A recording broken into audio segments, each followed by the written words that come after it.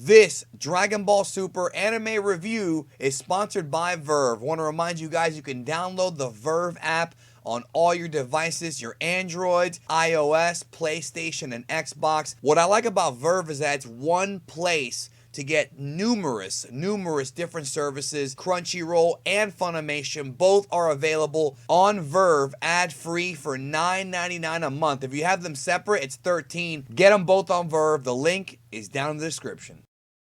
So like I said in last week's review of Dragon Ball Super, I am not home this weekend. I am at Star Wars Celebration here in the hotel. So if my audio sounds a little bit extra echoey, my apologies on that, guys. I am recording on the road, not in my home studio, so that's why it sounds a little bit weird. But just because I'm here enjoying Celebration does not mean that I'm not going to deliver my Dragon Ball Super review like I do every week. This week, of course, Dragon Ball Super episode 86. Allow me to deliver to you the Japanese title, which is Hajimete Majiwaru Kobushi Jinzo Ningen Junana Go Basasu Son Goku, which translates to Trading Blows for the First Time, Artificial Human number 17 versus Son Goku. But for the purposes of this video, we'll just call him Android 17. Jinzo Ningen Ju Nanago is like the literally translates to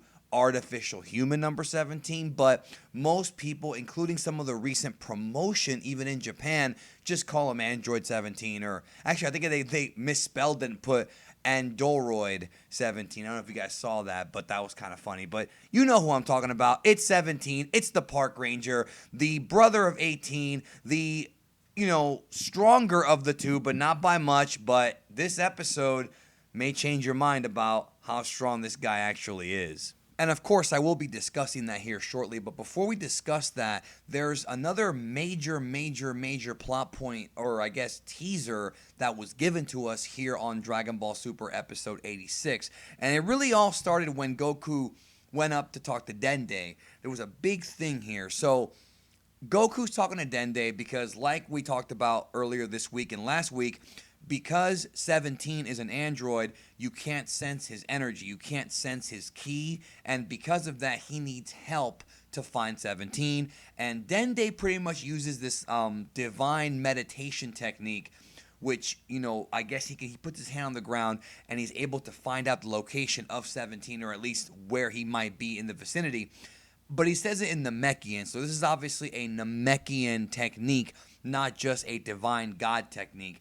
And we actually see a flashback of 17 from Kai. So if you're one of those guys who doesn't like Kai footage in Super, well, you're going to get more of it here. Later on in the episode, there's actually more Kai footage when we get to 17 talking about Cell. But the big interesting point is that, yes, folks, Oob was indeed teased and mentioned. Dende talks about a super strong kid. He's like, do you know about the super strong kid? Because remember, Dende can sense things with his abilities. He's like, there's a super strong kid, and when he grows up, you should totally train him.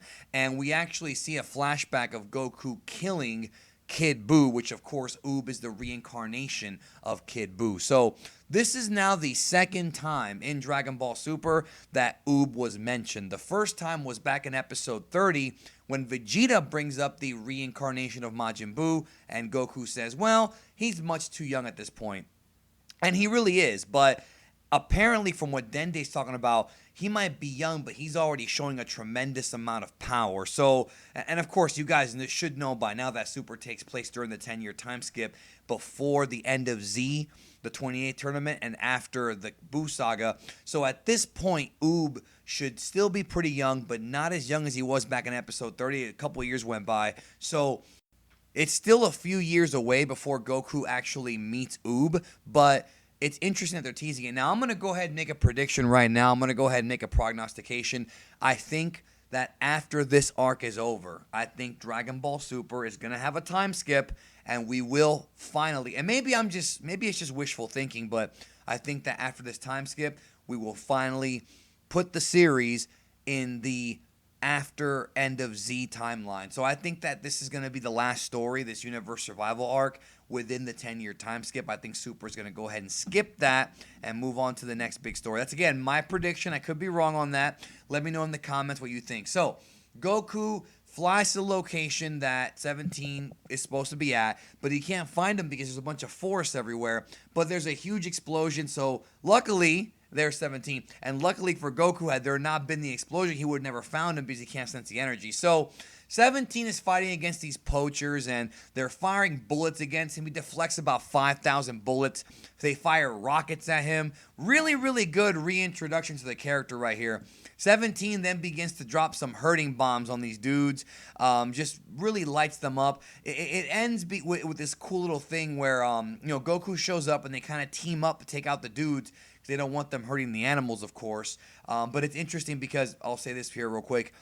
It's supposed to be a band of poachers, but it's almost like a small army. Like, I don't know how poachers are in the real world. I don't know any poachers personally, but these guys had like an army's worth of weaponry here. Like, if you have that much weaponry, why are you like hunting animals? Well, we'll get to that later, but it's kind of funny to me. But anyways, these guys are armed to the teeth. Of course, they can't screw around with Goku and 17 to the point where the final part of the scene has this guy trying to shoot 17 in the face, like, you can't dodge this, and then 17 grabs the rifle and bends it, and then the guy, of course, is running. So that was pretty cool. So it's explain what's going on, that we have a scene where 17's telling Goku that he's been taking care of the animals, specifically this purple minotaur, and that the poachers are trying to get the horn of this minotaur. Now, he shows Goku this like hidden garden looking place, very beautiful backgrounds. Like, this is actually one of the more visually stimulating Dragon Ball Super episodes you will ever see. It's one of the best looking episodes of the series because it does different kinds of colors. We're going to get to more of it later. Different kind of palettes. It just looks really beautiful. Lots of greens here. And, we find out, of course, that this Minotaur is endangered. He's the last of its kind. It's very similar to how in the real world, real-life poachers have hunted rhinos for years, for their horn. It's the same thing. 17 talks about how, well, him and Goku never met because Cell absorbed him and thus he got reincarnated. But when he got reincarnated at the end of the Cell Saga, he was wished back with the Dragon Balls. Goku was still dead. And of course, he came back 7 years later. Goku would, by that time, 17 was pretty much retired as a fighter. But that does not mean that the guy didn't train, and we're going to get to that later. But it was funny how he says that that's why they never met. But what about all those years in between the end of the Buu arc and now? I mean, there was time for them to meet, but I guess 17 was busy. And of course, because of this, Goku wants to test himself against 17, goes into the golden-haired form, and we have an amazing, amazing fight. Again, Dragon Ball to me is a lot more than fighting, but if you like the fight, this fight is for you. So Goku attacks 17. 17 dodges. They have an aerial battle. 17 nails Goku with a swift kick to the forest, but Goku comes back and they have this big clash in the skies. Very, very even. The animation here was absolutely lovely. I totally enjoyed this. The music was a little underwhelming, I felt, in my opinion. Sumitomo's very hit or miss. Let me know what you guys thought about the scene down below. But the animation was superb, and so was the overall look, like the overall shot. Like, basically, it was this beautiful shot of them fighting against the sunset. Like, the sun's in the background. It's dusk. 17 and Goku are fighting. Amazing. This looked... We've never really seen anything like this. The closest we got to it in Dragon Ball was probably either movie 5, the first Cooler movie, or when Goku is fighting Vegeta in that canyon, and you see the sun kind of blistering in the background. But this was more of like an Apocalypse Now type of thing, where it was really prevalent, and you see them fighting with like their silhouettes. This amazingly creative direction here. I cannot talk about how great this looked enough. This was really, really great, and I can't wait to watch the episode again and again and again and just enjoy the way it looked. 17 then nails Goku with an uppercut, sends him up, above the clouds. Really, really fun fight. Goku goes blue, and the way he transformed here reminded me of like a video game intro. Like, it was gorgeous. 17, of course, says, well, guess what? I haven't been goofing off myself. Goku fires a big Kamehameha. 17 literally blocks it with one hand and puts up his barrier. So yes, folks, 17 was indeed able to keep up with SS Blue. More on that here in a moment. They duke it out as they fly back down, and then 17's just blocking everything Goku's throwing at him. And we find out as the fight progresses, or actually after the fight, that neither of them think that they're going all out. So those of you who think that 17 can beat Goku at full power, not necessarily. Both of them were saying that they were not going all out, but just the fact that 17 was able to do so well as to block and dodge Super Saiyan Blue is pretty amazing. I know some people have a real problem with this. They don't like the fact that characters are catching up to Goku so fast. You would think that this blue power would put Goku and Vegeta leagues above everybody else. I somewhat agree with you. However, 17 was always a tough guy. 17 did train. Androids can train and get stronger. I've done videos about this. So there is an explanation. However, is the explanation enough for you? I never let this kind of stuff bother me, but to some people it does. And if it does bother you, I do respect your opinion.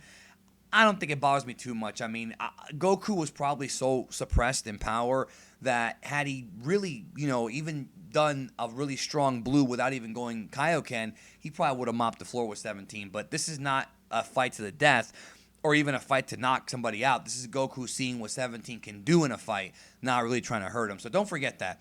17 wants them to stop fighting, and he says he doesn't want to keep fighting because he might hurt the animals. So they go camping together, all right? Some time goes by. It's nighttime. 17 talks about his wife and kids, and, again, this stuff was all talked about by Toriyama years ago, and now it's being put into the series in interviews and whatnot. Goku tells 17 about the tournament, but 17 does not want to fight. He does not care about money or anything. He just wants to protect the animals. Goku, in a funny little line, brings up Goten and Trunks, who are not competing. And 17's like, I know Trunks, but who's Goten? Obviously, he remembers fighting Trunks, in Dragon Ball Z. They fought during that big rumble with the Z Fighters 17 and 18. But did they actually say Trunks' name? Like, did Trunks ever introduce himself? I don't remember off the top of my head. I think that maybe 17 overheard the name Trunks. He obviously knew who Trunks was. From the future, of course, not Kid Trunks. So anyways, Goku talks about how, well, you have to compete because the universe is at stake, and 17 just doesn't care. So, of course, as tradition will tell us in Dragon Ball, characters are very stubborn. The episode ends with an alien spacecraft peering over the Earth. Like, it goes into orbit. So next week, Goku and 17 fight the space poachers in what should be a blast. Like this episode a lot. I thought it was visually the best episode we've gotten in this arc so far when it comes to the directing. Like I said, that fight at the sunset was so different from anything we've seen in Dragon Ball and so uniquely animated and put together. I just had a blast, complete blast watching that fight. Cannot wait to watch tonight on Crunchyroll yet again. Let me know what you guys thought down below in the comments. And as always, guys, Crunchyroll and Verve are the official sponsors of the Geekdom 101 Dragon Ball Super reviews. I believe in their product very, very much. I love using Crunchyroll to watch my anime. They just added tons and tons of new stuff like Gundam. They got Attack on Titan Season 2, Boruto, and of course Dragon Ball Super. That's where I watch it, usually a couple times a week to pick up on everything and then do videos out of it. So anyways, guys, thank you so very much for your support. As always, I love you guys. Tomorrow, I should come back at some point, I don't know exactly when, with the preview for the following week's episode. Let me know what you think down below of this week's episode, and I'll talk to you guys down the road.